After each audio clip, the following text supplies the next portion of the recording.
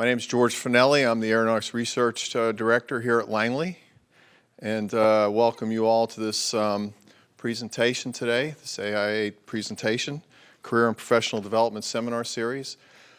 This is the second one of these I've had the privilege of being able to introduce. So I think it's really neat that we're having this series, working with the AIAA to do this. And I'm really glad to see you folks, other than friends and family members. There are some other people here, but take advantage of the opportunity to glean from other people's experiences things that might be of value and relevance to you. One thing I would, being a Virginia Tech graduate, I say don't glean where he went to school. Although I must say, I had a son that went to UVA, so I've been there quite a bit, know the campus very well. So Dave Richwine is going to be our speaker, and a couple things as you listen to him, maybe questions you want to ask him is, what can you get from his experience that could help you? Two things I know about Dave that I think are important for folks that want to or aspire to positions of higher responsibility. One is Dave didn't stay put. He moved around. He worked at Dryden for a number of years, had a number of positions of increasing responsibility there, and then he made it here. So one thing about career development is sometimes you got to be open to where the opportunities are. And in this agency, moving around and working for different programs, different geographical locations, that can be important. The other is, in Dave's current responsibility, he is the planning lead for what we used to call a low boom flight demonstrator. He'll call it Quest, and he'll tell you what Quest stands for. What I've seen over his involvement in that is a real openness and a willingness to learn and to get better and to actually benefit the work he's doing through reaching out and learning from others. So I think that's a real important thing to take away, and you may want to get some of his perspective on that. He works in my organization, ARD. He was in the project management of the now called Commercial Supersonic Technology, but he reached out to other organizations across the center to get the expertise and knowledge he needed to improve himself and to do a better job of setting up a leadership model for what we hope will be a new project here real soon. So I think rather than you all could have read this bio on the invitation as well, but as I said, I already highlighted his multi-center experience and what he's doing for us now, which is very important for the mission director going forward, and I think for aeronautics within the whole nation. So with that, I will turn it over to Dave, invite him to come up and talk to us. All right, thank you. All right, so my name is Dave Richwine, and when Liz first asked me to do this, first of all, I'd like to thank everybody that's here, family, friends, coworkers, students, whoever. But Liz asked me to present, and I was like, oh, so I got to go between, right after Rich Ancliffe. So Rich Ancliffe stands up here without a slide and does a great talk for the whole hour, and I was like, wow, that's going to be hard to beat. But I think one thing that Rich said that I thought was an interesting point for anybody there. Rich is, everybody kind of, I don't know if you've ever heard about spiral development and vertical development. Everybody has their careers the way they like to do it, and Rich is kind of more of a vertical mover, I think. So he said one of his big points out of his presentation was change your job. And I thought, well, that's kind of the way I've done it. I always kind of shaped my job, but he kind of changes his job. So I think what he meant was, if you don't like your job, either move on or change the job you're in to make it so something that you want to do. So I thought that was an interesting point, and I think a little bit of my theme today too, except because I was more of a spiral development person, I don't think I was changing my job, just kind of shaping my job is what I would say more than anything else. So again, I did my thing of UVA here, my little shot, so I have Virginia Tech grad, at least one that wore his Virginia Tech shirt today, just for me. Thank you very much. So, accidental NASA engineer. So let me explain that a little bit. Troy and I were trying to think of titles and things that kind of the hook here, and really two things. People have heard of the accidental tourist, where you kind of got the normal guy and extraordinary things happen to the normal guy. I think it was a movie in the 80s before you were probably born, right? But that really wasn't my theme. I think an accidental NASA engineer was that when I was growing up, I grew up on the water, and I really wanted to be a marine biologist or an architect. And so I was like, well, I asked all my friends and neighbors, they're like, you absolutely don't want to do that. There's no jobs, don't do it. So I thought, well, I'm going to go become a mechanical engineer. And, maybe if it works out, I can go into marine biology or architect. So that's why I went to UVA. Virginia Tech had a better engineering program, but UVA seemed like the right choice for me so that I could kind of decide what was, what would be the right thing for me at the time. And so I always use this picture because, whenever school got too hard, you just go out and play ultimate frisbee on the lawn there, and, you kind of look at life in perspective a little bit, and I thought it was the good thing here. So how many Virginia Tech grads do I have? I have a lot of friends from Virginia Tech. Uh-oh, a couple. Okay, including my boss, so I've got to watch it. All right, moving on. So this, believe it or not, this is me, my first job, first day at Langley. And I would have to say, well, this wasn't my first day, is a couple months in. I know the right people. So I'm actually proud to say that I grew up in a community not too far from here, and I did a lot of work for people in the community, lawn work, all those kinds of things. So I was known as a hard worker around the neighborhood. And so when I graduated, I thought, well, geez, I want to go work for IBM or Texas Instruments and all those. And now you think about that and you think, gosh, good thing we didn't work for those companies. But all my neighbors were like, oh, we really want you to come work at NASA Langley. So I actually knew the right person, and there was Neil Kelly, who maybe some of you old timers might know. Laura O'Connor is his daughter, so some of you might know Laura O'Connor. But Neil said, hey, come on and come work for us over at the 8-foot high temperature tunnel. Got a job, and so that's me with a slightly skinnier, I think, and more hair, I think, too. So they always had these serious looking shots. So this is the sled in the 8-foot. I was like, this was kind of the pose that you're supposed to do, the serious looking shot. So this was my first job. So what did they do? I worked with this guy, Richard Puster, who was what I kind of view as an expert in hypersonic aerodynamics. Learned an awful lot from him. And he said, hey, we got this Phoenix missile. We want you to put it in the tunnel, but it doesn't quite match the conditions. We want to know if it'll survive in flight or if it has damage, how does it survive? So I thought, no problem, I got it. I took all my aerodynamics that I had learned, calculated all the dynamic pressures and everything, but I had to double the angle of attack. So it was a little bit off in this tunnel. It wasn't quite right, but we were going to make the best of it. And we ran it in the tunnel first time. The tunnel has a boundary layer. Little did I know, these tunnels aren't perfect, right? Because you don't learn that in school. And the tunnel kind of hiccuped when it went through the boundary layer, and it blew it out the back in 1 billion pieces out in the swamp. So there was almost nothing left of this test article. I mean, that didn't exist after the test. So that was my first day. All the senior guys are sitting there chuckling because I was sure I'd had all the numbers right. And so it was my first lesson the hard way, right? I think everybody learns their lessons the hard way. And I don't think the consequences were great, and it was more of amusement by everybody, that I thought I had it, but it wasn't going to work. So at the same time, I also went to GW, and when I first got out of school, I thought, man, there is no way I'm going to go back and get my master's. Well, 2 months later, I was back at GW. There was a program on site here, and I was getting my master's, and it's called an MEA. So it's kind of like an MBA for engineers, essentially.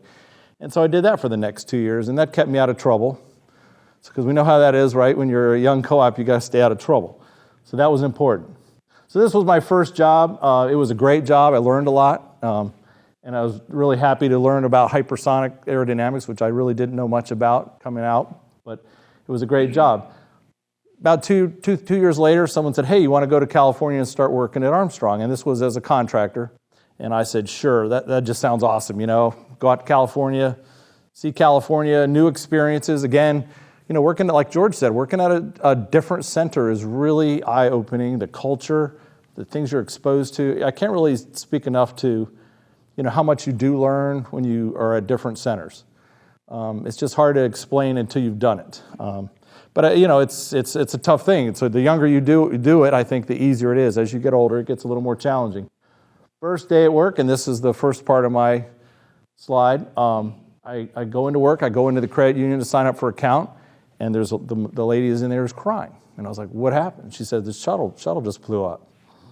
And, that was kind of tough as a first day because you're kind of like, it really kind of rattled the workforce. I don't know. Do most of you guys that are old enough remember where you were during these big events like 9/11? particularly the Challenger. I think, everybody thought at NASA we were fairly invincible at that point, and I think the Challenger kind of woke everybody up on NASA's safety culture at the time.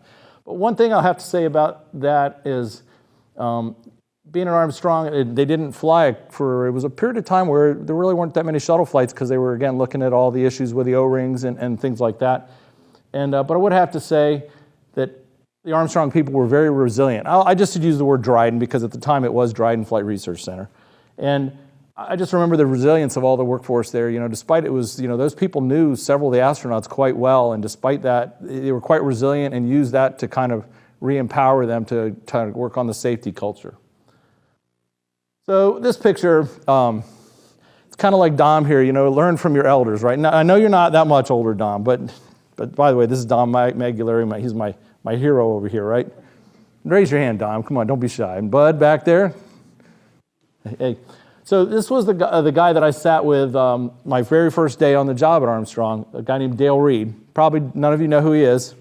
And he's sitting in the M2 F1, which is kind of like a very early predecessor to the shuttle. And he actually designed this airplane. So he was kind of what I call the father of the bathtub series or the shuttle series.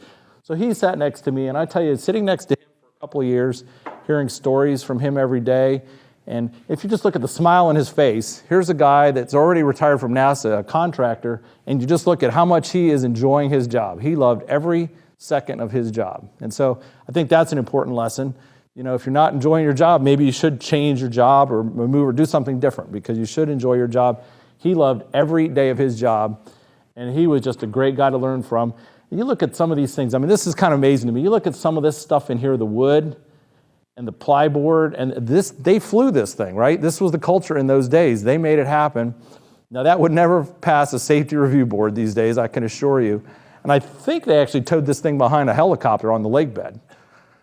So, I mean, it was not a safe thing to do, but they learned and they developed the shuttle shape from this series. So the important thing here, I think, is, Teresa, I don't know, do you remember Dale? Did you ever? Yeah, I mean, he was just an incredible guy. And another guy I sat with was Ed Salzman. I was talking about him. And so sitting there and learning from I guess I would say my elders, this was a good time to do that. So my first project was the F-18 Harv. There's probably some Harv people in here that worked on. In those days, it was all about high angle attack and a fighter and agility. And so they said, hey, we need a guy that knows a lot about mechanical engineering. And there was a fair amount about aerodynamics. And so they just, again, I think this is a shape your job kind of thing, right? They said, we need you to do all these things, and worked with a team of about 2 or 3 other aerodynamicists at Armstrong and some here at Langley. And they said, okay, Dave, we want you to design this smoke system. So when we did a lot of these maneuvers, they were started at higher altitude, so the smoke systems, the traditional oil-based systems, don't work well at high angle attack. So these were a cartridge-based system. So they let me design this system. We did the tufts, we did the pressures on the airplane. I designed and did wind tunnel testing on a rake that would go over the Lex area on the airplane. And we worked with the Langley guys and the Armstrong guys to do computational fluid dynamics and compare the CFD with the flight solutions. So it was really, I mean, these were, to me, this was like 5 or 6 years of being at a playground. Every day I'd come to work and go, man, this is going to be great. I get to be on the airplane doing all this stuff. Every rivet on this airplane at the time because I was climbing on it, doing something every day. This now is the airplane over at the Air and Space Museum. And, they're interesting enough. Next time you walk in there, it says Silk Purse on it. So everybody knows Silk Purse, Sal's ear. So this airplane was actually ship 6 of the F-18s. And kind of interesting, it's actually really ship 6, ship 2, ship 3. It was built of many different F-18 parts. And before it got painted, it was a sorry-looking thing. And so like Silk Purse out of a sow's ear. We took a $1 airplane and spent several $1 million on it making it fly. So it was the right thing to do, but in those days, this was just the greatest thing. This was like a playground for me to be on this project every day. This led to more opportunities. Again, I think being in the right place at the right time. They said, hey, we need to do pressures all over the wings. And I think most of you probably know Dan Murray here at Langley. Dan and some of his folks were doing the strakes, and this was using the strakes on the front to actually control the airplane at high angle of attack. And so worked with Dan, actually built a wind tunnel model that they put in the 30 by 60 here. Worked with a company, built it and tested it here at the full scale. And then they let me come up with a die system. And this was working with some pretty nasty materials, but these are actually the streamlines that we would create those with a die system, and then the CFDers would go back and take their particle traces and compare their solutions. And so we would go back and forth at all the different angles of attack. So it was a really interesting project at the time because all the different disciplines got to work with each other on different things. So at this point, I was just having a ball, right? I mean, it was just every day I'd come to work going, man, this is great. What do we get to play with today? And it was a great time. So we did such a good job. And by the way, all these are kind of like my favorite pictures of projects that I worked on, and I was trying to tell a story along the way. We did such a great job. At the time, the X-29 guys were right next to us, and they were flying the two different ships. This is actually ship 1, I think, because it's got the spin chute on it. X-29 guys were like, oh, that was awesome. We want to do that. So the X-29 program, we took our system, kind of cobbled it together, modified it, and put it on their airplane. And we got the smoke data from there, the Tufts for them, and so on. And the X-29 program was a really great program, and Peter and I have always kind of mused about this. This is an F-5 with someone put the wings on backwards just to confuse the Russians, I guess. And it was a good concept, but it never did come to fruition. But it was a good technology to understand. But the F-5 is, now you look at it, and the F-5 is kind of like the foundation for so many X-airplanes or other airplanes through history. So, I mean, really, the F-5 is a great airplane when you consider how all the variants of F-5s that have come about throughout history. So this is probably one of the most unusual ones. And kind of an interesting fact here is that's when I first met Bob Pierce, who's now up at headquarters. Bob Pierce was a structures engineer on this with the Northrop Grumman team. And they were an interesting bunch. They worked hard and played very hard. So I also did it for X-31. X-31 folks came to us and asked us if we could do some Tufts on their airplane and some flow viz, and we also helped out the X-31 guys, which again is an F-5-based airplane. So we're kind of in the heyday here, and I want to show this picture because this to me was kind of the, it was kind of the pinnacle of the highest flight time at Armstrong, or Dryden, I should say. And in those days, we were flying the Harv, we were flying X-31, and then MATV was an Air Force program down the street. And so this airplane was flying about 3 times a day. Sometimes this one would fly like 4. And so it was a busy, busy time. And I would call it the pinnacle of fighter maneuverability when a lot of the research being done was on really maneuverability and high angle of attack. And really, these 3 airplanes, if you think about it, now have impacted what you see out here. When you see the F-22 doing things that it shouldn't do, it's probably from learning how to do flight controls on Harv to just pushing the airplane around on X-31 to do things that it really shouldn't do. And, that's kind of where we are today. So to me, this was the pinnacle of excitement out at Edwards, and also probably led to where we have modern fighter jets with thrust vectoring today. And, it was just a great time to work on all these airplanes. So here's my family picture. My wife's going to be like, oh, how sweet back there. But I'd have to say, going to California, about half my time I was single and half the time I was married. But going to Armstrong, not only I thought was a good work experience, it was also a good personal experience. California is much like Virginia. There are thousands of things to do on weekends. And it was just a great place. So what I want to say here is, if you take one theme out of there, don't forget to enjoy your family and friends along the way. I mean, you can work 100 hours a week, but nobody's ever going to remember you for working 100 hours a week. They're going to remember you for hopefully other higher things in life. So this was one of our pictures that we used one time on a calendar or something from Yosemite. I mean, that was just an amazing place.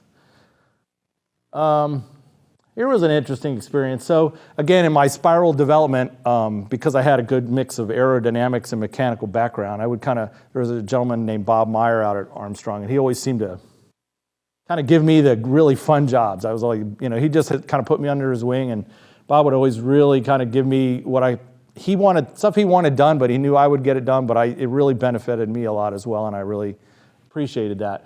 But some of these were these jobs. So one of them was working on Don't want to give that one away. Right, Peter? Peter's going to see that one. He's going to go, oh my God, a nightmare. This was a CV990, and the lander facility here that just got torn out, where they used to do shuttle tire landings. This was the flight portion of that right here. So that is actually a shuttle gear and a tire underneath. And so we worked on the contract to modify an old Convair 990.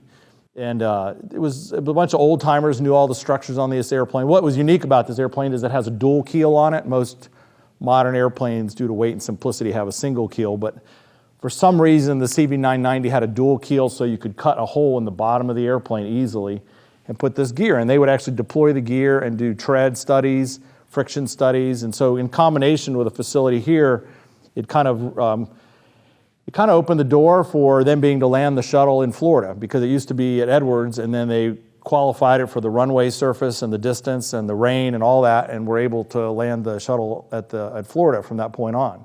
So that was kind of a fun project, because that was an ancient airplane. I mean, it was really, you go inside that airplane and it looked like a submarine. It was really hard to believe that it actually flew.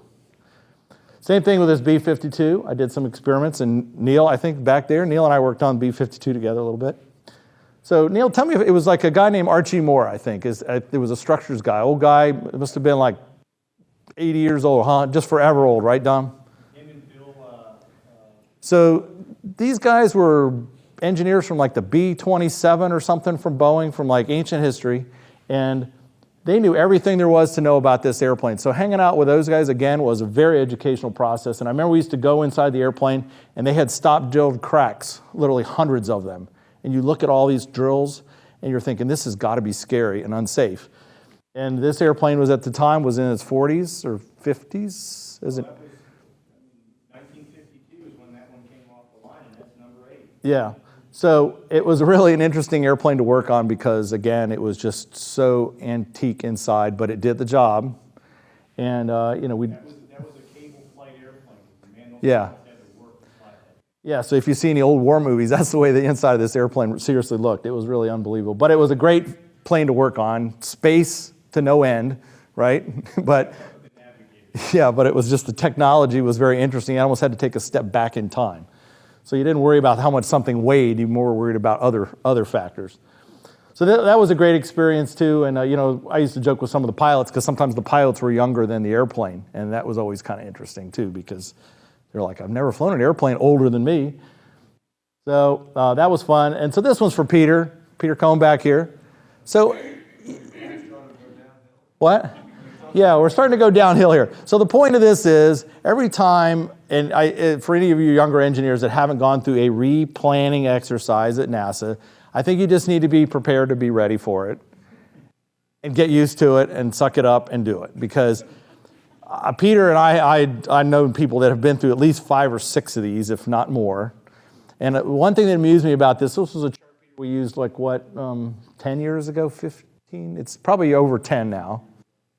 And at this time, this was the way we were going to do planning, right? This was the greatest thing in the world. But for Stuart, who's a 7120.5 guy, I want to point out needs, right? Goals, objectives, and here we are at ARD Tech Challenges. So really nothing's ever changed. We just sort the boxes different, right? So, and we end up with lots of them too. Right? Look how many boxes we have, Peter. And we're probably still working the same stuff, but we planned it differently. So, what?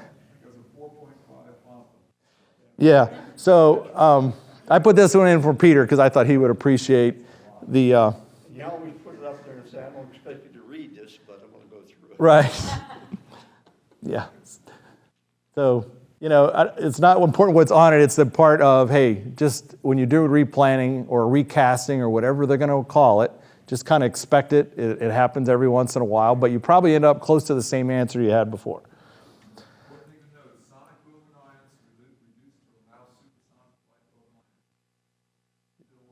Yep, that's the one we're working on.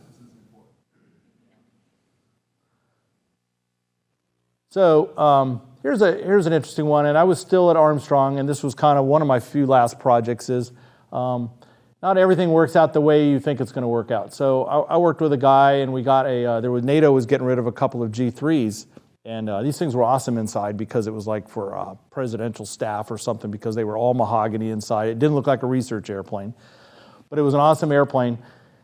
We got the airplane, we started to instrument it, and the Cape cycle came along and said, you know, we really need an airplane to shuttle the accident investigation board guys around. Thank you very much. And I was like, well, can we talk about it? And the answer was no. So I think I used the word they somewhere in there, they being management. At the time it was Sean O'Keefe, and we were just told it was going to happen. And so they took the airplane, and they had it for about a year to 18 months, if I remember right, and then it did a wing mod, but we ended up getting it back.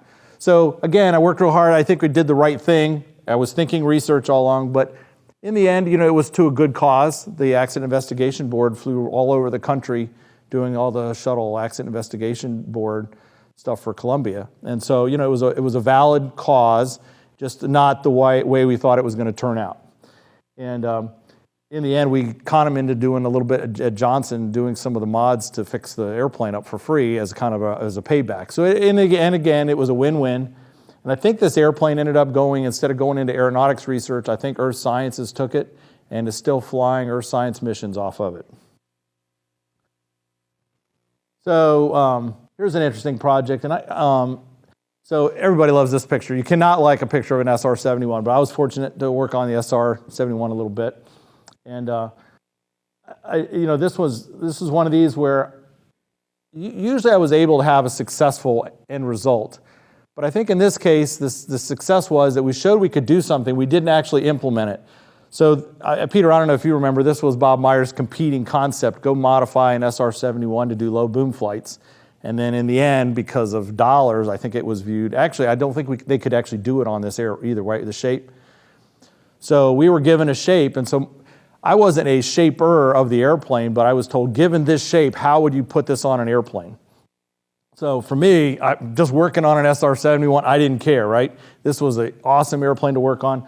If you could touch, like this area of the airplane, it was like aluminum foil. It was so thin because it was a thermal expansion on the airplane. The way the airplane was built, you almost couldn't tie into anything but structure because it was so flexible and heat expansion. There's joints on this thing that move like an inch or two during flight because of the thermal expansion. All kinds of issues. Radars and all kinds of things. So we were asked to put in this chine area, fill it in, and so we essentially changed the volume of the airplane. And so, you know, we had to worry about thermal issues, structural dynamics issues, structures, attachment issues, and we make them out of composite for weight. So it was all these things we had to worry about, and I think we proved that we could do it. It's just in the end, the shape wasn't right, and so the solution wasn't right. And that kind of leads me into that was kind of my first foray into low boom shaping. At the time, I wasn't a shaper of the airplane, nor was I given that problem, but it was still an interesting exercise how to do it. So it looked like he had huge tiles on the top of the airplane when we had finished. It was quite the kludge, and I would say the F5 solution was definitely the more finesse way to go on this. But and Neil, you can tell me if Neil's a Whitney guy. That, I believe, is the ridge going up to the top of Mount Whitney. And you can see, like, here's the airplane. It's always leaking fuel, I can assure you. It was always leaking fuel. Fuel was either leaking or running out of this airplane at all times. It really was an incredible airplane to be around and work on. So kind of, gosh, I think I networked to Neil on this one too. Neil couldn't get away from me in those days.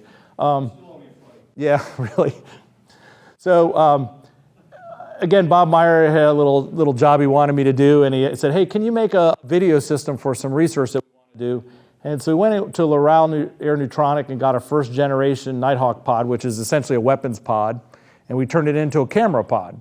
So instead of targeting an airplane to shoot down, you target an airplane so you can take video of it. So we took the laser tracker out of the top and put in a little camera, and did all the systems on board and did the video. We designed it, tested it. I had to go to Lemoore, which was a naval facility, to learn how to flight test it and use it and to write the flight cards.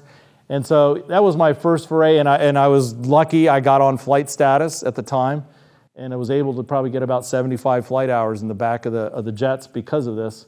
And it was just, I tell you, not only is flying in the back of the jets fun, it's kind of hard work too, but you learn a lot. You really learn how things actually work in flight. And that led to another effort, which it was called a discretionary fund activity. And this blue pod here was the one where I had encountered a gentleman that worked here named Leonard Weinstein. So in those days, Leonard there's a famous picture from, I don't know what year it was. Peter, do you remember what year?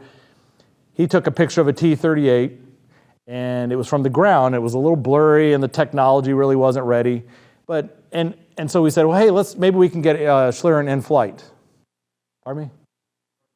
Oh, it's on the, yeah, but I don't know what year. Yeah, it's on the cover of the book. Yeah. So we said, hey, let's try to do it in flight. So this system actually, we figured out how to put filters in the system. So we actually tracked the sun. So we actually locked onto the sun and flew at an angle where we could lock onto the sun early in the morning and then have the plane fly through it. It was all a great idea. I would have to say it was good engineering, but we were ahead of our time from a technological perspective. Digital drives didn't exist in those days, so we had this spinning drive, and it would always fail because of the vibration in the airplane, right? And we just had a lot of issues, and it would fail and fail and fail, and it became a joke on the project. And by the way, I left Armstrong before we ever got this working, and it kind of died as a project. But I would have to say it was the beginnings of learning how to do this and doing great things on Schlieren imaging. But it was, it was a great overall experience, both the video system that I got to work on and the Schlieren system. And it did get me in the back seat, so I was very fortunate on that one, I have to say. So another spiral development kind of thing I did is I was given a task where we used to have a flight test fixture on an F-104, and the F-104s were getting retired, and they said, hey, Dave, can you come up with putting one on a more modern airplane? And so we looked at the F-18s. That didn't work out so well because of where the inlets are on the F-18. And so we put them on the 15. And so we got this airplane out of the National Guard in Hawaii. Airplane came in right out of the battlefield, had a machine gun in it. First day, we're like, what the heck are we going to do with a machine gun in this thing? So we had to call the Air Force, and they had to get it out of the airplane because we didn't know what to do with it. I don't think we were supposed to have it either, but it was an interesting, how do you deal with this huge machine gun in the airplane that weighs like 400 pounds? So I lived with this airplane for probably 7-8 years. Started out as the chief engineer on it, and then kind of slowly graduated to the project manager over time. Did 2 to 5 flight experiments a year. A lot of things, we did.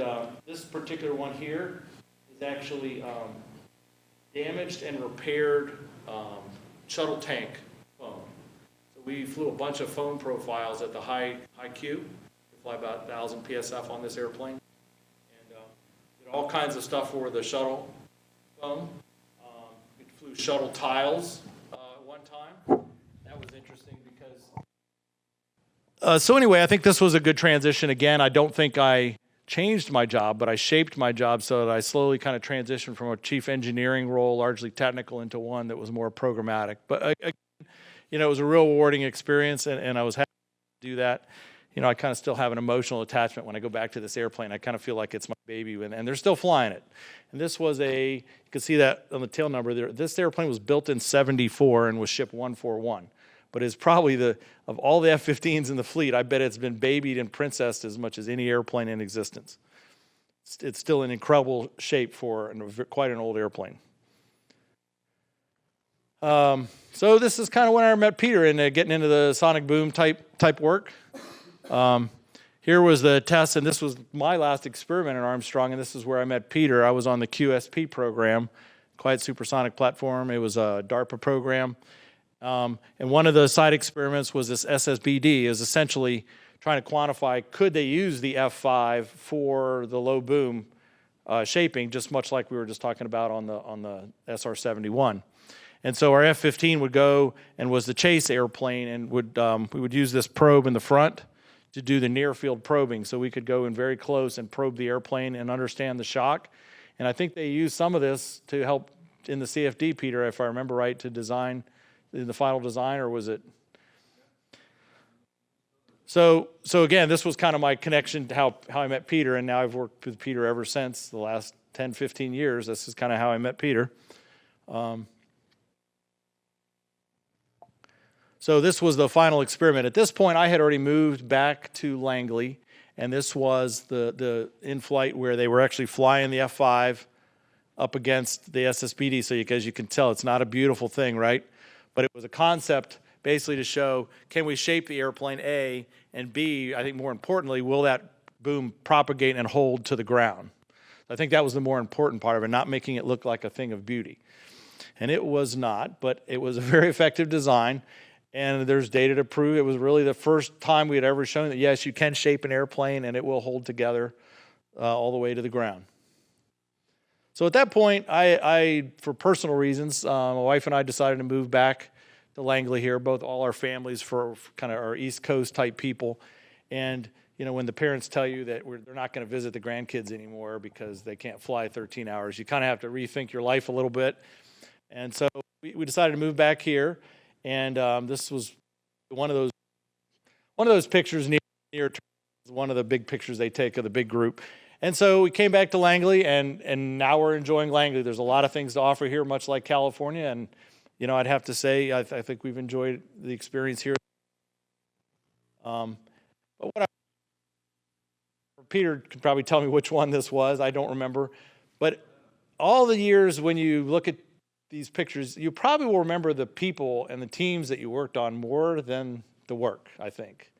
Because I kind of think on some of these fundamental aero conferences and some of the team meetings, and you could think, wow, this was really an awesome group of people. I mean, so I will always think about the teams that I've worked with probably as much or more than the work. And given this team, so I came back into an environment a little more researchy than I was used to.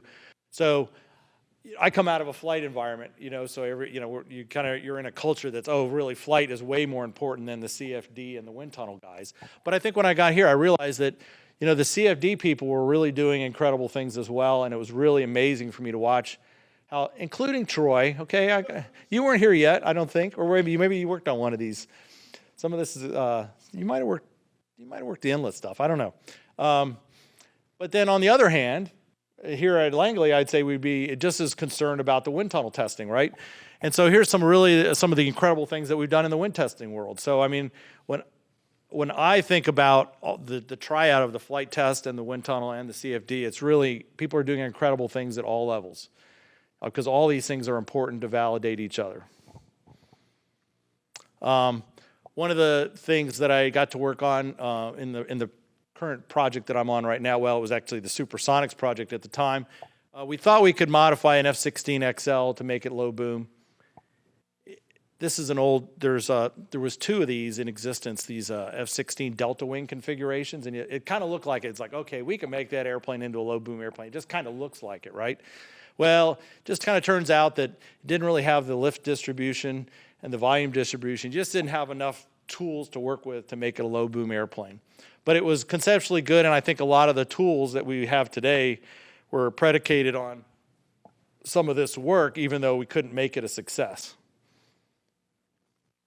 So real quick, I want to throw this in. These are just cool pictures, but I showed these two pictures at a day of education, and so probably 5 to 6 years ago now, it seemed like Day of Education was a big deal around here, and I guess I just want to encourage, I don't think we do it as much anymore, but really when you get a chance to go out and do some education or outreach with other groups, I guess I would really say it's very rewarding. Like some of the kids, I showed this picture, and they're like, wow, the water's that dirty? They couldn't believe it. And then they saw these pictures of nebulous. I had a great time at this thing. I have to tell you, I appreciate teachers. After the end of that morning, I was exhausted.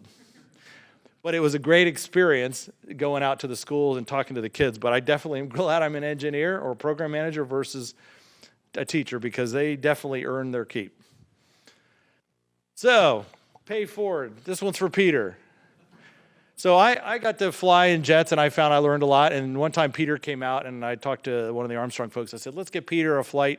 We were using this maneuver that one of these gentlemen named Ed Herring had created, kind of a low boom dive maneuver, and we still use it today.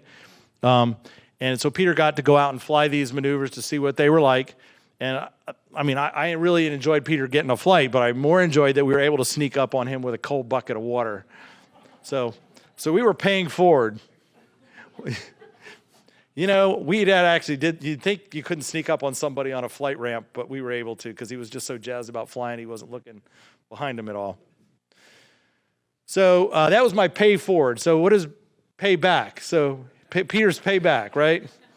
So Peter says, I got this little job for you. I got a few papers I need you to help me get published. I think it was 5 at the time. We need to get some, ITAR markings off of them and get them published. And somehow it turned into helping with a book. And Dom, I don't know, 3 years later, 4 years later, we're still working on this book. And I would have to say, though, even though I volunteered for this little job, it was probably one of the most rewarding experiences of my life as well. I got to meet Bud and Dom here, and Peter and Kevin Shepard. Didn't see Kevin here. And then Ken Plotkin was another author. Really learned a lot on this. And I think for my job today, I learned so much on this that I'm able to apply that to what I was doing. But don't get me wrong, when you have a bunch of authors, and you could see Dom and I talk about this, right? Here's the guy that did a lot of work. Everybody else did a lot of work, but the guy at the bottom does a lot of work too. Pushing around 250 years of editing experience, I can tell you, is challenging, right? Yeah. But if I had to do it all over again, I think I would do it because we have the book. In fact, Troy has one there, 550 pages. I kind of view that as the history of Sonic Boom. I think these guys did an awesome job capturing it. It was an awesome team. And I appreciate, every minute of that. So thank you. So Dom is and Bud are kind of my near-term mentors like my Dale Reed was in my early days. So coming back to this picture, I put this in here. So we couldn't make Schlieren work in those days. We were ahead of our time. This picture just happened, about 6 months ago or so. And just last week, it made the top 5 Aviation Week covers that were ever put out. And, I'm kind of proud to say that I kind of helped the technology along. I wasn't part of this particular picture necessarily, but I think I was helping forge the way to get to this point in time. So even though I probably owe Peter several cases of beer because we would bet every year that my Schlieren worked and it never did, at least we are here today where we are, and this thing works great. And this is really awesome that we can look at airplanes in flight. This is an in-flight Schlieren picture. To get this kind of quality is really really an awesome thing for the team that put this together. So here I am. Now I'm working Quest. This is part of the CST project right at the moment. And now we're trying to come up with a demonstrator that can really look at kind of opening up the next generation of not only looking at the tools, but also regulatory change. So we need a demonstrator that would be a tool that we would use for regulatory change to do low boom design. And that's what this is. I've been on the planning team now for roughly a year or two, and it's been quite a challenging job. I think it's been a lot harder than I ever thought it was going to be. A lot of things I didn't know and had to learn. But again, maybe just a little bit of a spiral development. And again, I'm just very fortunate, being in the right place at the right time. And again, I look at across all my experiences, and I think maybe they all kind of contributed to, me being able to kind of work on this project and push it forward successfully. So, and this is kind of what the airplane's going to look at right here. And that's pretty awesome if we could make this happen and do a demonstrator. So again, this is back to a group. This is a group picture we took a couple weeks ago. Again, think about the teams that you're working on. You got your career, shape your career. But again, think about the people that you work with, because I think that will be as memorable as, any accomplishment you've ever done as well. So I can take some questions. I also have a little video if we have some time, but I'll maybe take a few questions first. And I guess I'm doing the mic here too. Hey, aren't you the mic guy? I'm pretty loud. I guess I have to be Well, the mic. this is being broadcast. Oh, okay. So I'm going to have to be the mic guy too because I'm using that. Yeah, because your mic's dead. Okay. So it'll work better for ahead. you to do. Derek Davis from ODU. So it sounds like you got put in a lot of positions where you didn't actually know everything when you stepped in. Were you ever in any situations where you felt you were really underqualified to be doing what you were doing, and how did you deal with that? Wow. Well, I think the current one is in Quest. I mean, clearly, I'm not sure. I definitely was underqualified, but I can't think of anybody that would be qualified to take on something of that size. So I think, just like anything else, you go find the people that can fill in the holes of your expertise. And like Stuart's a good example. He knows a whole lot more about project management at the 7120.5 level and the rigor that's required. And so you bring in the people that know the things that you don't. You can't be shy against, like George said. I mean, there's a lot of things I didn't know about, and I was very naive, like on my first job where I thought, oh, I got it. I've done all my numbers right, and then it blows it out the back of the tunnel. Well, you learn. I think they were chuckling. I mean, I think I was set up to this day. So.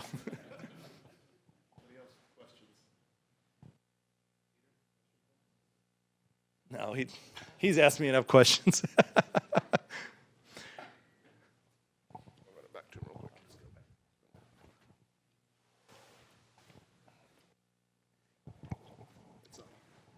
Do you tell us any of your experience of conducting supersonic or high subsonic boundary layer transition experiments while you were there? Well, you're talking hypersonic or supersonic? I know they did some supersonic boundary layer experiments on the F-104 on some on that flight test fixture, and I'm trying to remember if there was any. There was some on F-16XL, some of the laminar flow control work they did, and I know there's papers on that. So F-16XL and probably something called an F-104 flight test fixture might be your best bets. There's some studies with riblets and things like that. All right. Thanks, Dave, for a great talk, really entertaining and interesting. You've had a unique experience of working both at Dryden and at Langley, and you mentioned a bit about how the cultures are different, more of a research focus, more of a flight focus. When you came back to Langley, is there anything at the time or now that you think that Langley could learn from the culture at Armstrong or Dryden? Anything that you missed when you got back here? It's kind of a dangerous one, huh? Well, I think there was a time period where I think Armstrong was more off the cuff airworthiness. You know, let's do some common sense approach to airworthiness. And when I came back to Langley, I know they were fairly militant about the airworthiness. So, like to get on the 757 that used to be here, it was like 18 signatures were required. Who's going to go get 18 signatures, right? So it wasn't a good business model. Where I think Armstrong had a little better of a business model. You know, do what makes sense on airworthiness for hardware, getting things to fly. I would say Armstrong has become more like Langley was, just because I think safety and airworthiness are taken a lot more seriously. You know, in the days when I was doing that clearance system, and we were using Velcro in the airplane, and people used to kid me because I was like, he's using Velcro in the airplane. But it worked awesome. But that would never go today. So that's it. Anybody else? Well, I'd like to thank you again, Dave, for talking. Troy was going to tell some lies about it. No? I'll leave the lies for the next one. But want to thank everybody for talk as well, and then we will have one. I believe it is June 10th. Yeah, and I think it's Dennis Bushnell. Dennis Bushnell, and he's going to give us the future of autonomy talk. Yeah.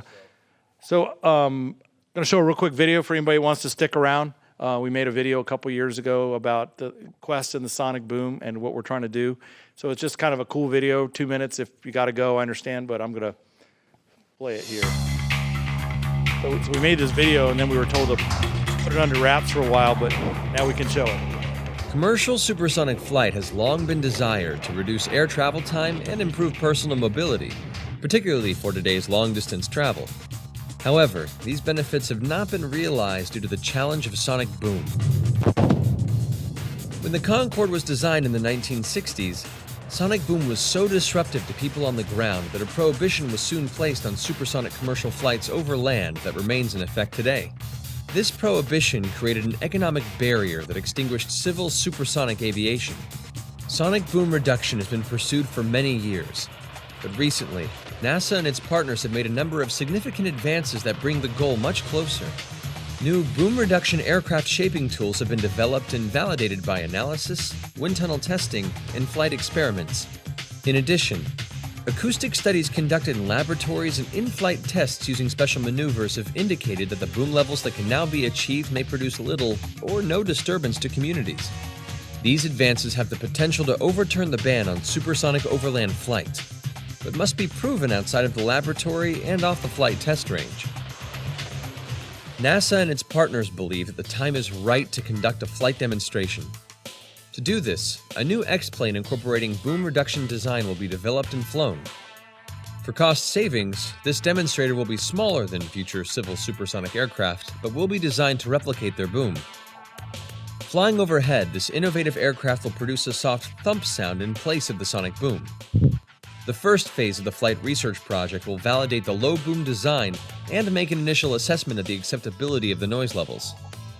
Through cooperation with regulatory agencies and community participation, NASA will use this X-plane for supersonic overflight research, assessing the community's response to the sonic thump. If they even notice. The research generated by this crucial program will create an opportunity to change the rules for supersonic flight, taking a giant leap to the next generation of civilian aircraft and accelerating us into the future, quietly unlocking the freedom to travel around the world beyond the speed of sound. All right, well, thanks. That was just a little quick video on Quest. So thank you, everybody. Appreciate you, everybody listening. Thanks.